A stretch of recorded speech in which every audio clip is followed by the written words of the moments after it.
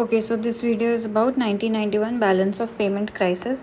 So there was a crisis in India in 1991 in the balance of payment, and we had forex reserves approximately to cover 2 to 3 weeks of imports.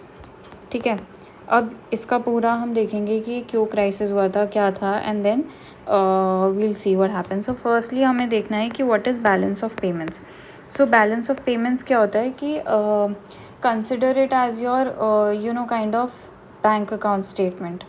ठीक है, तो with the rest of the world. तो इसमें 2 parts होते हैं, जैसे कि एक पार्ट हो गया आपका current account and the second is capital account. ठीक है, सो बेसिकली इसमें ये है कि आप क्या क्या इनकम कमाते हो. जैसे कि आप अपना इंडिविजुअल लेवल पे देखो तो आप सैलरी कमाते हो. ठीक है, उसके बाद आप कुछ खर्चे करते हो, कुछ एक्सपेंसेस आपके होते हैं, कुछ लोन्स का रीपेमेंट्स होता है, कुछ आप इन्वेस्टमेंट्स करते हो. सो इन सब का एक काइंड ऑफ एक स्टेटमेंट बनता है. ठीक है, वही है balance of payment with regard to a country. तो करंट अकाउंट में क्या क्या आता है. करंट अकाउंट में जैसे आपका आ गया एक्सपोर्ट से पैसा क्या आएगा, अंदर आएगा. ठीक है, कमिंग इन. इसको एक सेकेंड को दूसरी तरह से लिखते हैं तो बेटर दिखेगा.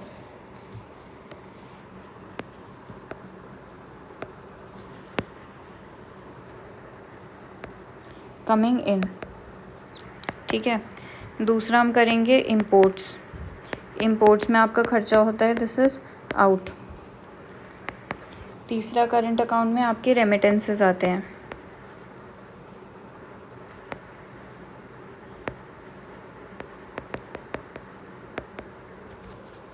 ठीक है, सो रेमिटेंसेस में जैसे कि इंडियन वर्कर्स हुआ वर्किंग अब्रॉड, वो लोग पैसा भेजते हैं वापस इंडिया में. ठीक है, so it comes in. Then you have interest and dividends.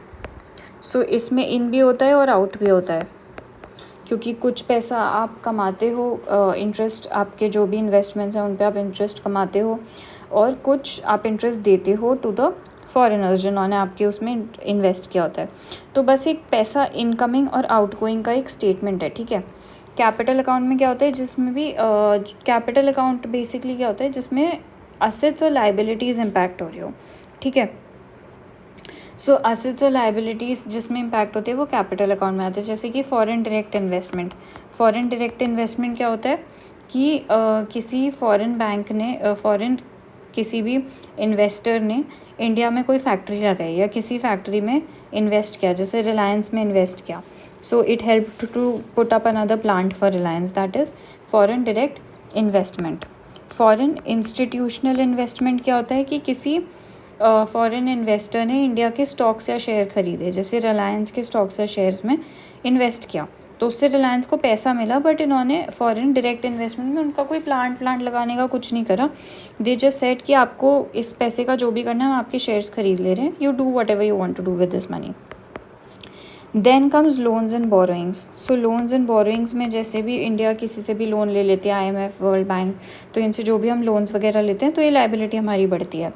ठीक है, देन वी हैव रीपेमेंट्स, हम इन लोन का रीपेमेंट्स भी करते हैं. So this also comes into capital account. So this is balance of payments. अब इन सब चीज़ों से ना बेसिकली हमारे फॉरेन एक्सचेंज के जो रिजर्व्स होते हैं वो इम्पैक्ट होते हैं. एक्सपोर्ट्स अगर आपका अंदर आएगा, आपके फॉरेक्स रिजर्व्स बढ़ेंगे. इंपोर्ट आप करोगे, फॉरेक्स रिजर्व्स बाहर जाएंगे. रेमिटेंसेस में भी फॉरेक्स रिजर्व्स अंदर आएंगे, और इसमें दोनों की चीज़ें हो सकती हैं. ठीक है, similarly with all these things. So balance of payment की जो 1991 में क्राइसिस हुई थी उसमें मेनली हमारे फॉरेन रिजर्व्स इम्पैक्ट हुए थे. ठीक है, and we had foreign reserves to cover only 2 to 3 weeks of imports. हमारे पास इतने ही, एक तरह से डॉलर समझो. बेसिकली फॉरेन रिजर्व सिर्फ डॉलर नहीं होते, बट आप समझो कि सिर्फ हमारे पास इतने ही डॉलर थे कि हम 2 से 3 हफ्ते का और इम्पोर्ट कर सकते थे. ठीक है, अब 1991 की क्राइसिस क्यों हुई थी. 1991 में हो गया था गल्फ़ वॉर. ठीक है, the Gulf war happened in 1991 due to which oil became expensive.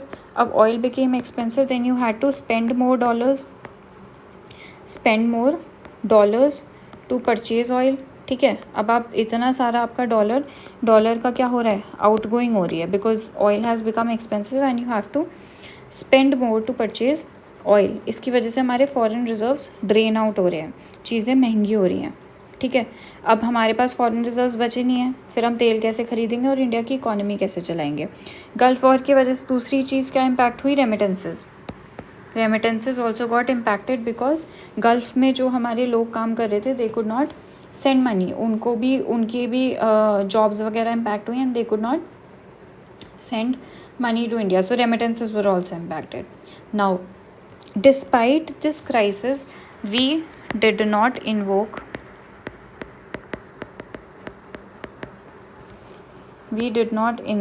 Article 360, which is the financial emergency in India, which has never been declared even once. So without declaring financial emergency in India, because if you declare financial emergency in India तो फिर आपके salaries वगैरह reduce कर सकते हो, ये सब चीज़ें आप कर सकते हो, मनी बिल्स को रिजर्व कर सकते हो, but we did not do that. Then how did we navigate this crisis?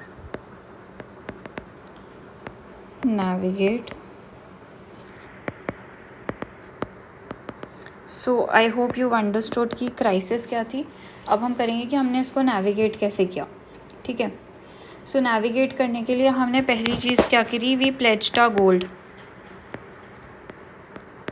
So approximately 47 tons of gold was pledged so that we could get liquidity. अब देखो, जब क्राइसिस होती है तो जो इन्वेस्टर्स हैं उनका ट्रस्ट भी इंडिया में डिटेरियोरेट होता है. तो downgrade in trust also led to fall in the credit rating of India. Fall in the credit rating of India further leads to the draining of trust. तो वो एक लूप बन जाता है, ठीक है. तो हमने गोल्ड प्लेज किया, गोल्ड प्लेज करके हमें क्या मिला, हमें फॉरेन एक्सचेंज की लिक्विडिटी मिली, जिससे हमने अपने जो भी क्रेडिटर्स थे उनको ऑनर किया. When you honour your creditors, what it builds in the trust that their money is safe with India, because they thought that investing in India is a risky venture because India will not be able to pay back their money. So we pledged our gold and we got money so that we could honor our creditors, and we paid them, and the trust in India was built. Second thing what we did was, this is important to understand, we revalued our rupee. So we did rupee devaluation. अब rupee devaluation का क्या मतलब होता है? rupee devaluation मतलब rupee becoming weaker. अगर $1 की कीमत पहले 20 रुपये थी और अब $1 की कीमत 30 रुपये है, मतलब रुपी का वैल्यू गिर गया है, मतलब रुपी डीवैल्यू हो गई है. अब सरकार ने रुपी को डीवैल्यू क्यों करा? अब जब रुपी डीवैल्यू होता है तो इससे देखो दो चीज़ें होती हैं. वी विल स्टडी कि इसमें इंपोर्ट और एक्सपोर्ट कैसे इम्पैक्ट होते हैं. इंपोर्ट एंड एक्सपोर्ट कैसे इम्पैक्ट होते हैं. अब रुपी वीक हो गया है, ठीक है. सो रुपी वीक हो गया है, तो अगर आप फॉरेनर के एंगल से देखो तो उसको कम डॉलर्स पे करने हैं, ठीक है, to buy anything from India, क्योंकि रुपी वीक हो गया है. सो पहले उनके डॉलर, एक सेकेंड,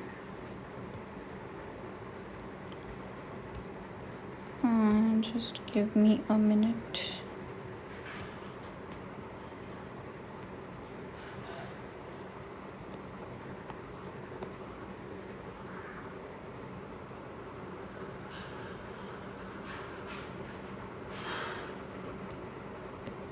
ओके.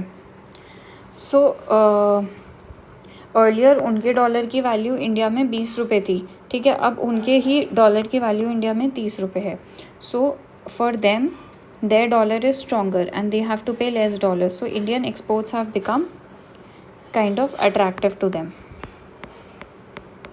उनको सस्ते में इंडिया से सामान मिल रहा है, क्योंकि Indian exports have become competitive in the global market, क्योंकि उनको naturally when dollars has become strong and Indian currency has weakened, तो इंडिया का जो एक्सपोर्ट है उनके लिए अट्रैक्टिव हो गया, तो हमारे एक्सपोर्ट इससे बढ़ गए, ठीक है.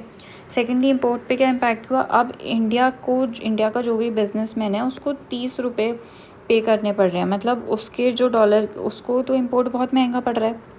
उसको अगर लेट्स से कोई चीज़ $2 की है, $2 की है, ठीक है, तो पहले उसकी जेब से जा रहे थे 40 रुपये, अब उसकी जेब से जा रहे हैं 60 रुपये, ठीक है, कोई भी सेम वो चीज़ ख़रीदने के लिए। सो import has become expensive, so people will not import. So imports discourage हो गए। इम्पोर्ट्स डिस्करेज हो गए तो हमारे foreign reserves will not go out. सारी प्रॉब्लम फॉरेन रिजर्व्स की तो है कि हमको फॉरेन रिजर्व्स बचाने हैं अपने। सो दोनों चीज़ें हो गई इससे। एक्सपोर्ट से हमारे पास foreign reserves come in, and import से हमारे पास foreign reserve do not go out, ठीक है। So we are saving foreign reserves through both of these methods. तो पहली चीज़ हमने क्या करी, we pledged our gold. Second thing what we did was, हमने अपने रुपी को डीवैल्यू किया। Third thing what we did was, we took loan from IMF and World Bank which came with some conditions that we had to open our economy, ठीक है। उसके against ही फिर बाद में जाके LPG रिफॉर्म्स हुए थे when Manmohan Singh was the finance minister उस टाइम पे, ठीक है। So then liberalisation, privatisation and all those things happened, and licence Raj जो है वो ख़त्म हुआ इंडिया में। So this was the whole story about the 1991 crisis. Giving summary, 1991 में बैलेंस ऑफ पेमेंट क्राइसिस हुई थी। What is balance of payments? Considers two main categories, capital account and current account. Capital accounts consist of जिस भी चीज़ से आपका assets and liabilities impact होता है, foreign direct investment, foreign institutional investment, stocks and bonds का खरीदना, then loans and borrowings, then repayment of those loans and borrowings. Current account में exports, imports, remittances and interest and dividends. Why was the crisis? Because 1991 में gulf war हो गया। Gulf war की वजह से oil had become expensive and we had to pay out more dollars, due to which our foreign reserves were being drained and we had foreign reserves left to cover only 2 to 3 weeks of imports. How did we navigate through this situation without invoking Article 360, that is financial emergency in India? Firstly, we pledged our gold and we got a loan by mortgaging and pledging our gold, through which we honored our creditors, by which the trust in India was restored. Secondly, what we did, we devalued the rupee.